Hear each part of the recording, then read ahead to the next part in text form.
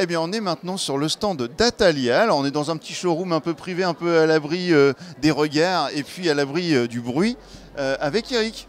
Ça Bonjour. va, Eric? Ça va. Alors, Eric, toi, tu es l'auteur de Royal Society. Tout à fait. Un jeu, alors tu viens de nous le pitcher, alors il va nous le pitcher en peu de temps, vous allez voir, il est prêt à fond là. Et ça, c'est un jeu, donc dans la plutôt catégorie expert, d'exploration. Tout à fait. Et qui va sortir donc pour Essen. C'est ça. Donc dans quelques mois, donc là c'est vraiment une avant-première rien que pour vous. Et bah Eric, je te laisse la parole pour nous présenter ce magnifique jeu. Ça marche. Donc on va jouer le rôle d'une fondation archéologique basée à Londres aux années 1920-1930. Et on va organiser des expéditions un peu partout sur la planète, sur des sites archéologiques réputés, pour essayer d'acquérir du prestige et du savoir. Sachant qu'à la fin de la partie, on prendra le plus petit score des deux. Le prestige étant le compteur de points orange et le savoir étant... Exactement, tout à fait. Et pour partir en expédition, je vais avoir besoin de 3 choses. Un explorateur. Donc là, on est dans un jeu de pose d'ouvriers, avec des explorateurs qui vont évoluer tout au long de la partie. On va avoir besoin de connaissances. On va gérer des pistes de connaissances sur les 4 régions.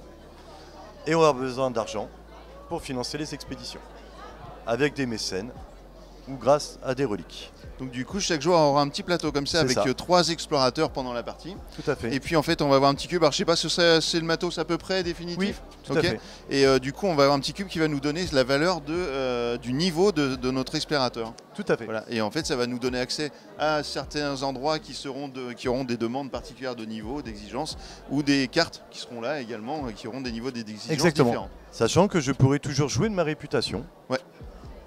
Pour dire que mes explorateurs sont plus forts que ce qu'ils ne sont. Okay. Donc booster une action. Okay. Et une fois que je suis parti en expédition, je pourrais aller au musée pour donner des reliques, pour alimenter des collections, pour acquérir du savoir et répondre potentiellement aux exigences du roi George V. Et puis si tu es un petit peu à court de ressources, bah, tu vas faire de la vente, ce qui n'était pas bien, hein, de la vente de reliques, malheureusement, ici à des collectionneurs privés. Tout à fait. Qui vont nous payer quand même relativement bien pour des petites reliques sympathiques. Voilà. Alors on ne cautionne pas non plus forcément le vente de reliques. Bah oui, mais bon, c'est comme ça, il faut bien de l'argent. Ancré dans l'histoire, donc c'était à cette époque-là, c'était monnaie courante. Et puis il faut bien financer les expéditions. Tout à fait. Voilà, vous avez fait à peu près le tour. Après, le principe du jeu, c'est que c'est pose ouvrier, il n'y a pas de blocage de position. Par contre, dès que je vais venir sur un lieu et qu'il y a quelqu'un de plus expérimenté que moi, il va m'apprendre, je vais gagner un bonus et lui aussi. Voilà, donc c'est plus un côté positif. Dans l'interaction, les petits bonus qui sont là, du coup, hop, celui qui est qui a le plus haut niveau gagne le bonus de droite, celui qui apprend, bah, il gagne le bonus de gauche. Et tu nous disais qu'en fait, si on plaçait 2 explorateurs de notre couleur et qu'il y en avait un qui apprenait à l'autre, et bah, du coup, on gagnait les 2 bonus. Et ça, c'est plutôt bonnard. Donc, il faut essayer de comboter comme ça au maximum. Tout à fait. Voilà. Et bah, écoute, super. Bah, ça promet de bonnes heures de jeu. Tu nous disais, c'est à peu près combien de temps? Une demi-heure par joueur? C'est une demi-heure par joueur, sachant que c'est vraiment de l'optimisation. À 4 joueurs, on va jouer 4 manches. Ouais. On a 3 explorateurs, c'est-à-dire 12 actions, pour arriver vraiment à atteindre les plus hauts scores. Eh ben merci Eric. Super. Eh ben on a hâte d'aller découvrir ça à Essen. C'est dans quelques mois. C'est dans... On est dans 8 mois. Donc ça vous laisse le temps de tout fignoler, de tout faire fabriquer, et puis après on se retrouve. C'est pas moi qui ferai, mais on n'est pas loin à appuyer sur le bouton pour que ça parte en fabrication. À piser sur le bouton comme on dit. Eh ben écoute, merci beaucoup. On va juste regarder avec Jessie un ou 2 petits jeux, et puis voilà, pour vous c'est rien du tout, c'est juste un instant. Regardez. Vous voyez là il y a Eric. Bah, attendez, regardez, je fais un petit claquement de doigts. Et ben voilà, vous avez vu ce tour de magie. Jessie vient d'arriver. Alors va bien falloir tu me mets comme ça. Parce que du coup, j'avais dit à Eric, surtout, ne t'approche pas trop de ta barbe. Mais avec Jessie, je n'ai point ce problème.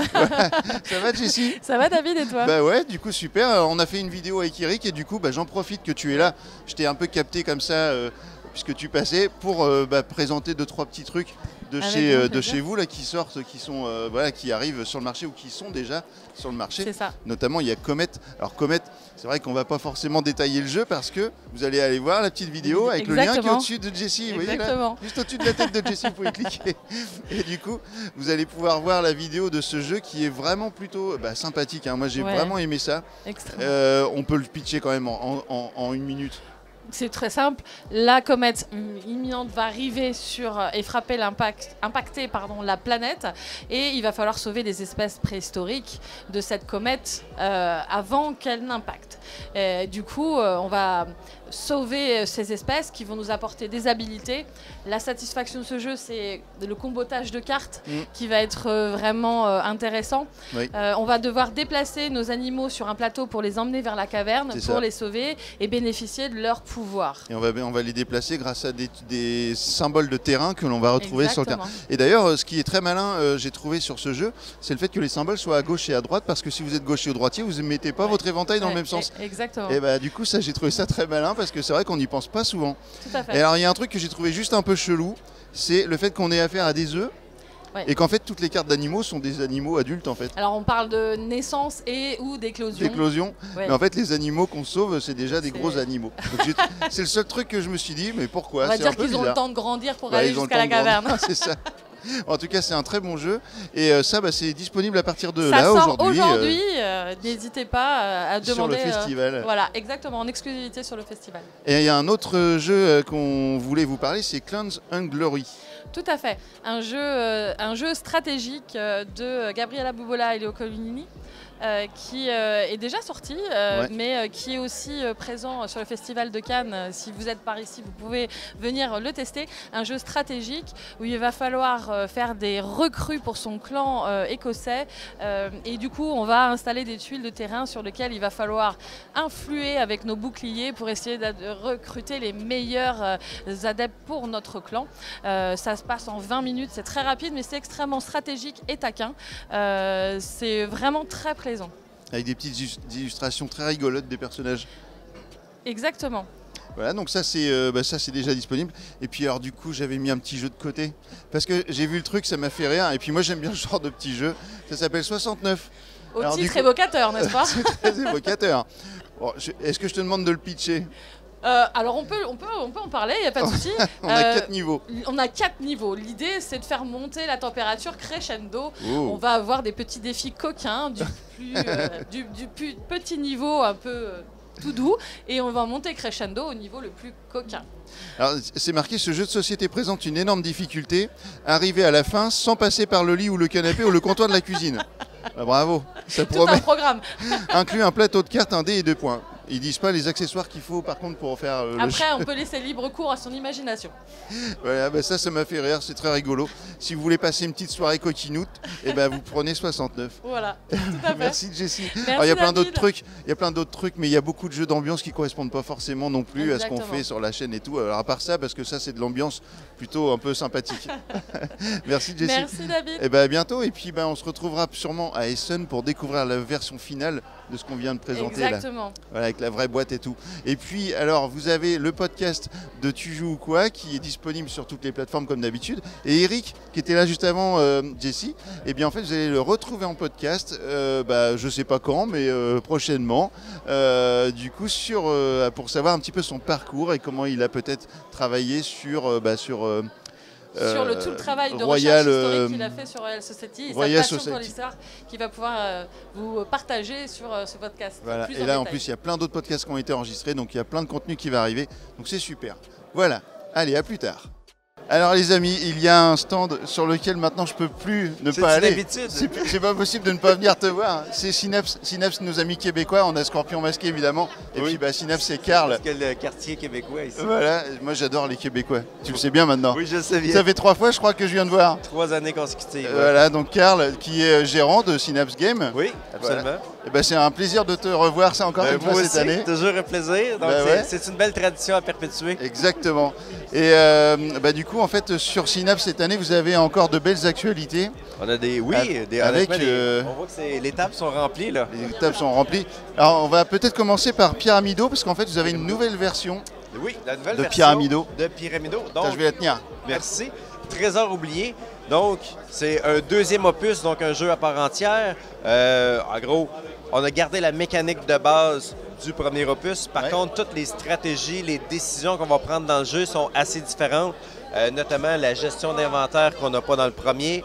On va pouvoir jouer sur multi-niveaux pour aller activer tout ça.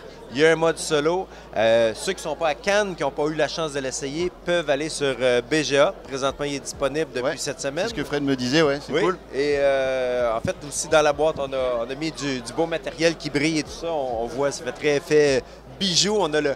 Ah! Attends, je vais essayer de prendre une tuile. Je vais en voler une juste pour la montrer. Alors ça, c'est une tuile un peu taille XL. Hein. Oui, on Là, a on des est sur, versions géantes là, on est aussi, sur une version XXL. Oui. Et, mais voilà, en fait, avec des petits diamants qui brillent de partout. Exact. Mais sur la version originale, c'est Oui, pareil. exactement, sur la version originale aussi. Ouais. Donc ça, très content. Et pour lui, c'est la première fois que je suis co-auteur sur un jeu. Et oui, j'ai Donc, vu qu'il y avait ton nom. Oui, donc Ouais. j'ai travaillé avec l'auteur du premier, parce qu'avec le premier, j'avais fait presque 300 parties et on a vraiment travaillé ensemble sur qu'est-ce que devrait être la suite de Pyramido, parce que ça a quand même eu un bon succès. Donc, sorti en France le 14 mars, c'est très, très bientôt.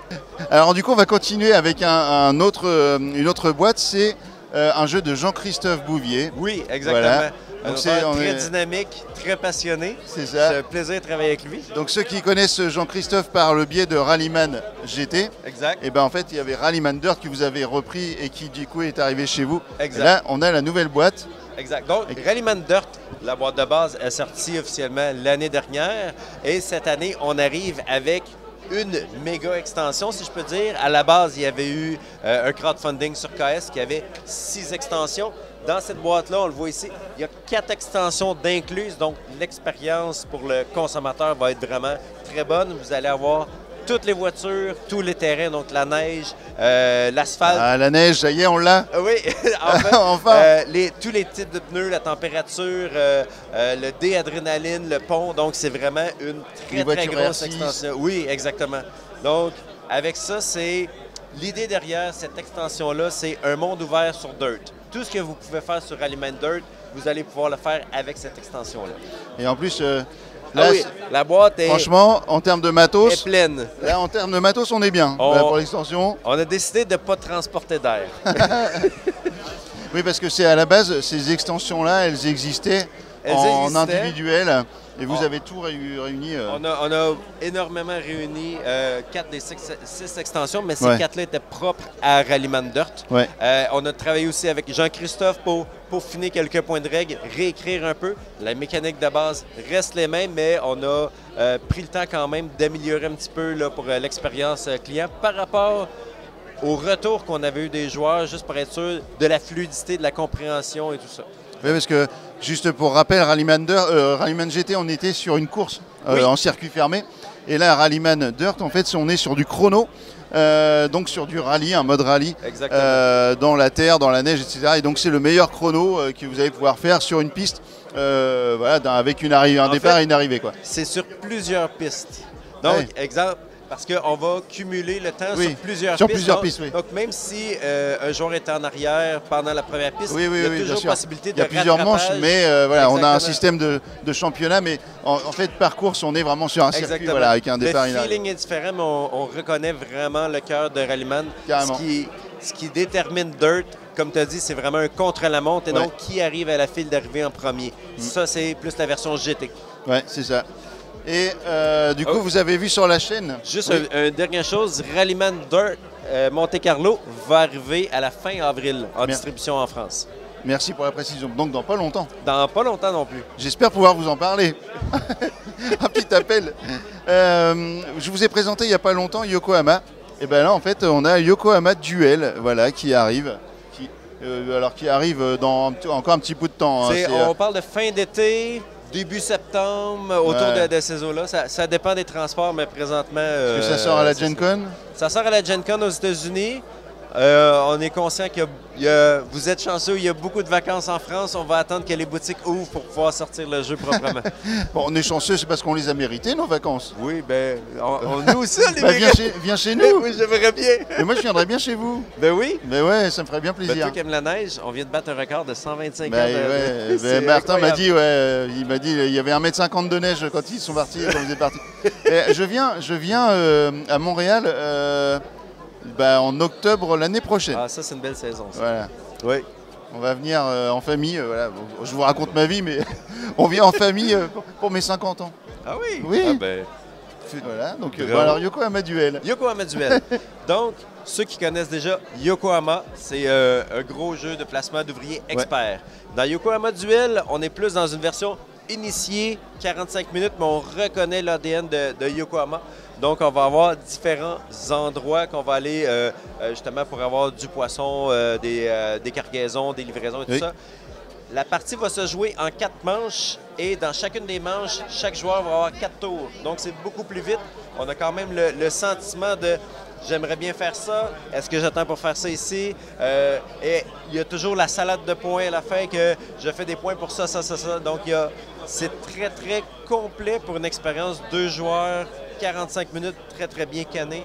Et on a fait un gros travail sur l'ergonomie. La mise en place se fait très rapidement. On a fait 2 très gros plateaux parce que là, les plateaux ne seront pas modulables dans lui. On voulait vraiment arriver avec une expérience.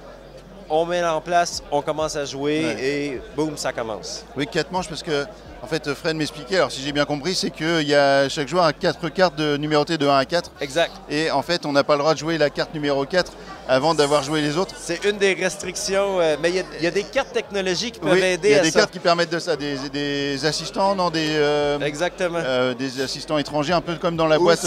Voilà. Oui, et donc, voilà, d'où la stratégie de jeu. Est-ce que je vais là avant? Est-ce que j'attends plutôt avec ma carte 4, mais peut-être que l'autre joueur va venir dessus? Exactement, voilà. Parce qu'une fois qu'un endroit est pris, il n'est plus accessible jusqu'à la prochaine manche. C'est ça, ce sont tous les petits endroits qu'on voit là. Enfin, bon, sur la caméra, on va peut-être pas bien voir, mais du coup, je vais vous en parler bientôt de ça. Donc, vous en faites pas, ça arrive. Donc ça, justement, fin août, début septembre, c'est là que Yokohama Duel va arriver.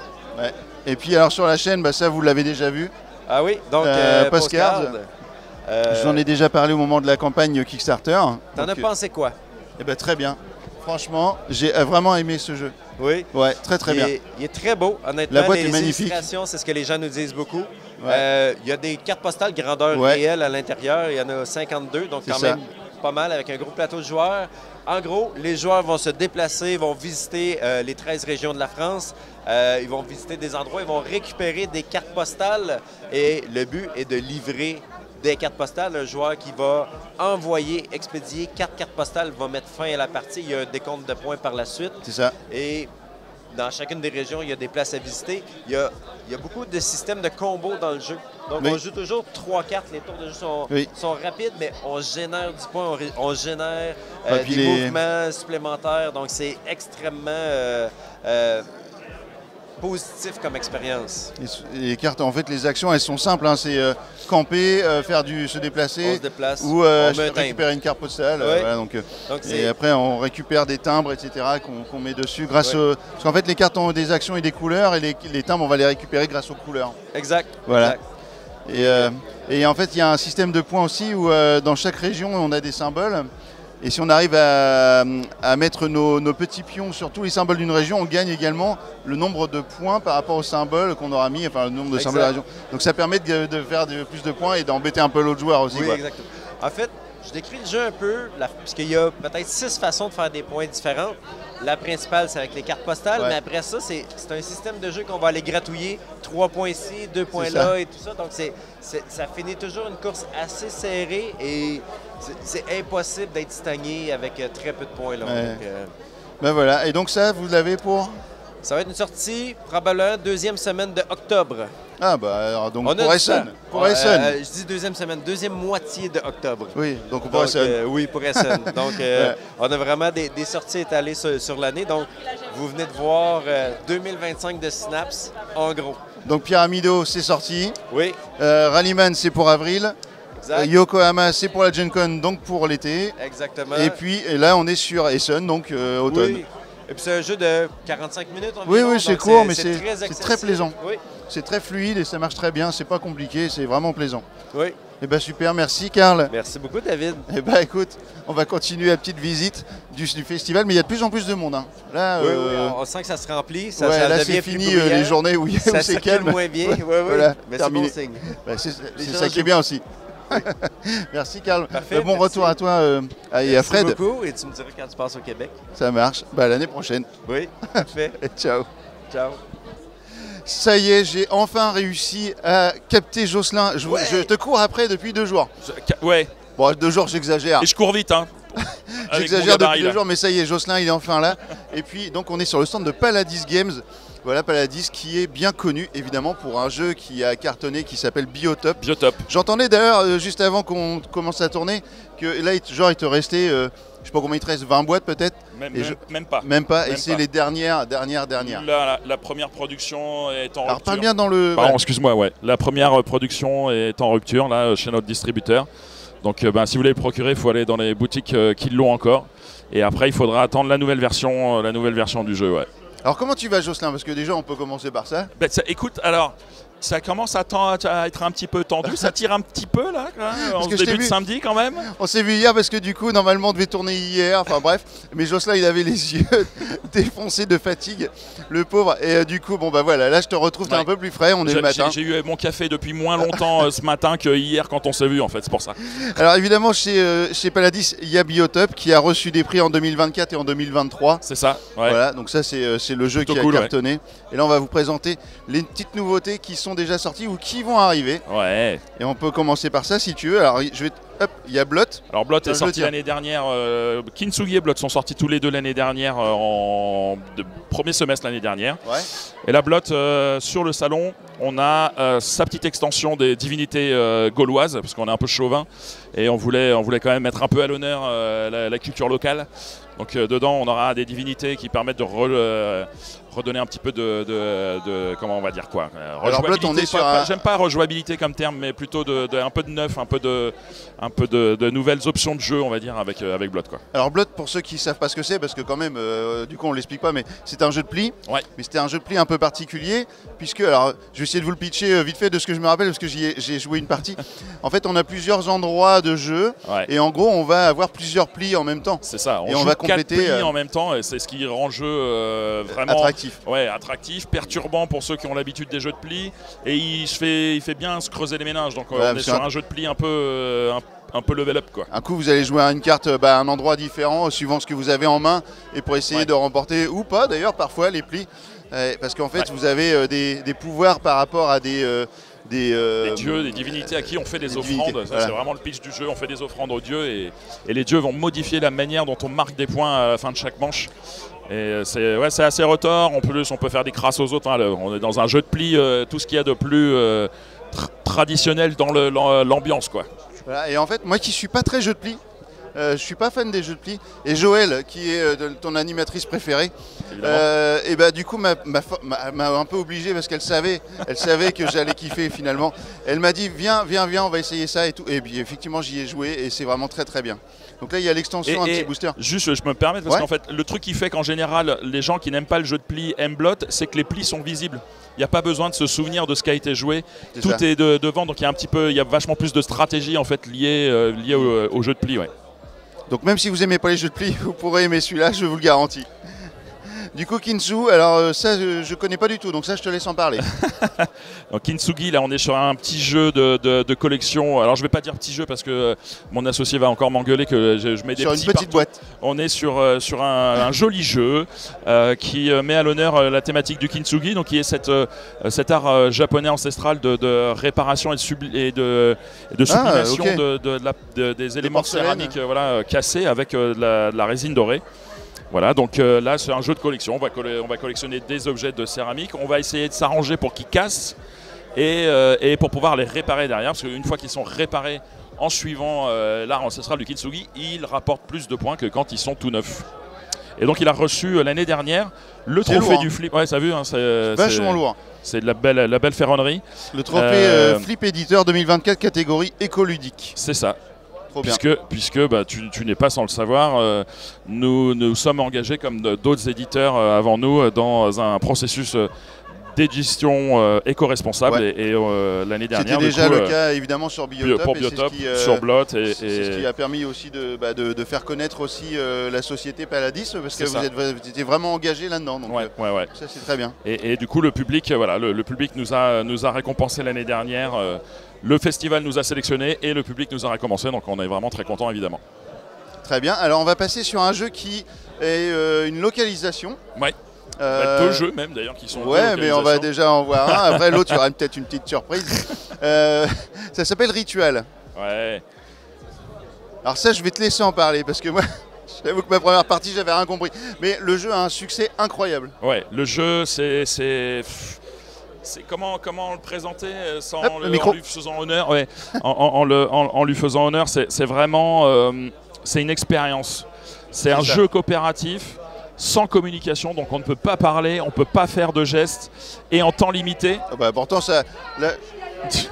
Dis donc, pour des gens qui on est en train de parler, vous êtes vachement bruyants. Ils sont vachement bruyants. Normalement, on n'a pas le droit de parler. C'est incroyable, ça. Terrible. donc ouais, voilà. Donc c'est un jeu effectivement. Voilà, c'est un jeu coopératif, sans communication, pas de communication verbale, pas de gestes, en temps limité. Et il y a vraiment l'idée de créer une communion, une harmonie autour de la table. On va se donner des indications sans pouvoir se dire quoi que ce soit, juste avec les actions qu'on va faire. Et il y a un truc qui se joue, ça met du frisson que l'on se passe entre joueurs pour accomplir des totems. Accomplir un rituel. Des rituels, pardon. C'est marqué sur la boîte, quoi. David, enfin. Des totems, voyons, des rituels. Et une fois qu'on a accompli 3 rituels, on va s'éveiller, donc faire des objectifs personnels afin d'être en mesure de commencer à réaliser le rituel. Et à ce moment-là, effectivement, on peut entamer le rituel tout en donnant des indications, sans parler et sans faire de gestes. Enfin, du coup, il y a un truc très très profond, on en est ici chez Paladis à des centaines de parties sur le jeu. Même en jouant tout le temps les mêmes rituels, on a toujours autant de plaisir parce que selon les gens qu'on a autour de la table, on se découvre. C'est ce que je dis en fait, on arrive à faire jeu de société sans parler. Donc on peut sociabiliser même avec des gens qu'on ne connaît pas du tout pendant 8 minutes, on ne se parle pas, et puis après on débrief, et puis alors là c'est la fête. Enfin, je veux dire, on a vécu un moment ensemble, mais on ne se connaissait pas, mais enfin c'est vraiment excellent. Parfois on peut aussi s'engueuler, hein, mais pourquoi t'as fait ça, mais c'est n'importe quoi. Mais c'est les joies du débrief après la partie. Mais t'as rien compris. Non, excusez-moi. Donc ça sortira pour l'été. Ouais. Et je vous l'annonce, vous allez jouer à Ritual cet été, quoi. Ça c'est évident. Peut-être. Ouais, il sera disponible à Partenay, ça c'est évident, ouais. Ok. Et puis on va passer au dernier. Moi c'est mon préféré. Le petit chouchou. Mon petit chouchou. Mais pour ça on a besoin. Ne le dévoile pas tout de suite. Pardon. Pour cela on a quand même besoin de se mettre en tenue. Ah ouais. Il nous faut un props. Voilà. Là, attention, regardez. Vous avez déjà vu le coup de doigt avec Jessie chez Ataliar. Et attention, regardez. Et ben voilà, si vous avez vu, en un instant, on s'est transformé. La magie quand même des joueurs de hockey. Regardez. Ah, c'est trop beau. Dans le dos, c'est trop beau. En plus, comme ça, vous pouvez voir ma calvitie. C'est super. Et ben ça, en fait, c'est la tenue officielle Paladis pour le nouveau jeu. Pour le nouveau jeu. On en parle. Ce nouveau jeu, c'est All-Star Draft. Voilà. Pur jeu. Vas-y. Je vois que tu as des étoiles dans les yeux. Parle-en, je t'en prie. Tiens, je te donne la boîte. Parce qu'en fait, en plus, on a une expérience commune sur ce jeu. Ouais. Voilà. Bon, qui est d'une partie un peu mémorable. Mais en fait, si vous connaissez les sports américains, voilà, ça va pas tenir. Si vous connaissez les sports américains, vous savez forcément que vous avez tous les ans une draft qui vous permet d'aller chercher des joueurs montants, des joueurs nouvelles recrues, nouvelles recrues qui vont composer évidemment votre équipe et qui vont être au début des starters et puis voilà, et qui vont devenir de plus en plus balèzes. En fait, ce jeu-là, il est basé là-dessus. Donc la thématisation, c'est sur du hockey, mais ça serait sur du foot américain, du basket, ce serait pareil. Mais le hockey, c'est mieux. Mais le hockey, c'est mieux. Et après, là, je te laisse expliquer la suite. Ouais. On est sur différents matchs, on est sur un championnat. C'est ça, en fait, on est dans le Star Draft. Alors, on va quand même faire le lien avec la période de draft du coup des sports US, puisque c'est aussi la mécanique qui est à la base, au centre du jeu, c'est la mécanique de draft. Donc il y a un petit jeu de mots effectivement entre la période de draft qu'on retrouve dans le sport et le fait que vous allez jouer à un jeu de draft, et c'est un pur jeu de draft stratégique. Puisque vous allez recruter en fait des cartes de hockeyeurs qui vont vous permettre de faire des combinaisons. Donc ça, en 3 manches pendant la saison régulière. Et puis le gros twist du jeu qui fait que après la première partie, on est là, mais bon sang, bien sûr, c'est les playoffs, les séries éliminatoires pour nos amis francophones outre-Atlantique. Où là, du coup, on a À ce moment-là, on récupère les 18 cartes qu'on a draftées pendant la saison régulière. Et ben, il faut rester après en lice le plus longtemps possible, donc en mettant les meilleures équipes au fur et à mesure. Mais on est obligé de faire des changements, donc du coup il faut vraiment bien drafter pendant la saison régulière. Il faut anticiper cette partie-là parce qu'on gagne des supporters pendant la saison régulière. On va gagner des supporters, donc des points de victoire, pendant ces playoffs.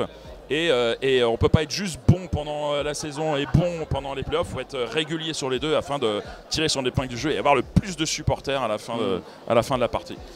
Ambiance garantie autour de la table. Ouais, c'est un excellent jeu. Et puis si vous avez la chance d'arriver au play-off, bah voilà, ça c'est cool, c'est la récompense quoi. Donc non, voilà, ça sort quand ça? Eh ben écoute, on lance la prod là, juste après le salon. Ouais. On attendait de voir, on voulait vraiment le présenter parce que on avait un peu, voilà, les thématiques de sport dans le jeu de société, c'est toujours un petit peu compliqué. Mais il se trouve en fait que le jeu a un super accueil, que la thématique du hockey n'est pas bloquante du tout. Puis en plus, les gens avec des animaux, on n'est pas sur un jeu licence NHL avec des joueurs. Exactement. Et tout ça. Et puis il y a vraiment le côté, les gens, une fois qu'ils sont autour de la table, commencent à y jouer. C'est pas un jeu de hockey, c'est un jeu de draft avec la thématique. La thématique sert bien à la mécanique, mais on est vraiment sur un pur jeu de draft, donc ça fait plaisir. Et les gens vraiment le kiffent. Donc là, on va pas dire qu'on est rassuré parce qu'on croyait quand même très fort dans le jeu, mais en tout cas, ouais, ça fait plaisir de voir l'accueil qui reçoit aujourd'hui, hier, avant-hier et encore demain sur Cannes. Donc merci beaucoup de l'accueil que vous lui faites, quoi.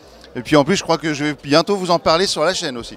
Il y a des chances, ouais. Il y a des chances qu'on en parle bientôt sur la chaîne.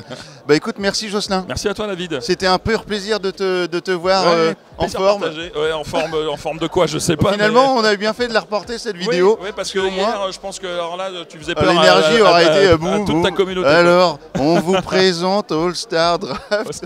Là où moi on est, ouais, cool, c'est cool, c'est la fête. Hier, bon. Merci Jocelyn. Et nous, on va aller terminer notre dernière journée ici sur le festival. Eh ben, écoute, profite bien. Allez, à bientôt. Salut.